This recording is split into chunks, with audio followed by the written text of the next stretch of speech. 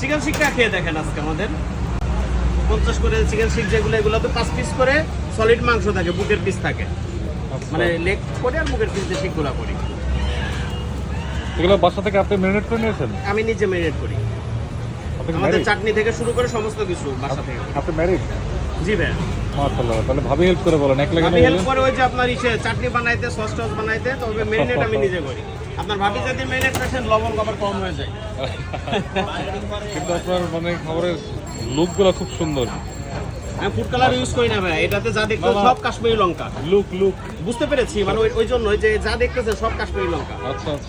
তাহলে তো আপনার এক্সপেন্স বেশি হওয়ার কথা, আপনি তো সেরোদের দাম কমই রাখতেছেন। কি করবো ভাই, লোকেশন অনুযায়ী ও আচ্ছা, দেখা হ্যাঁ। যায় যে একটু রেট বেশি করলে চলে না। আমি আরো আমার ওয়াইফকে বলতেছিলাম ভাইয়ের এই কাবাবটা অনেক মজা, আজকে তোমাকে খাওয়াবো, কিন্তু আজকে লাক নাই, আজকে শেষ হয়ে গেল। জি ভাই, টপ দিলে তো নাই। এদিন খাবো না ইনশাল্লাহ। ইনশাল্লাহ ভাই। ভাইয়ের নামটা কি? আমার নাম মোহাম্মদ শাহরিয়ার সদর। আমার শারিফ ফজল।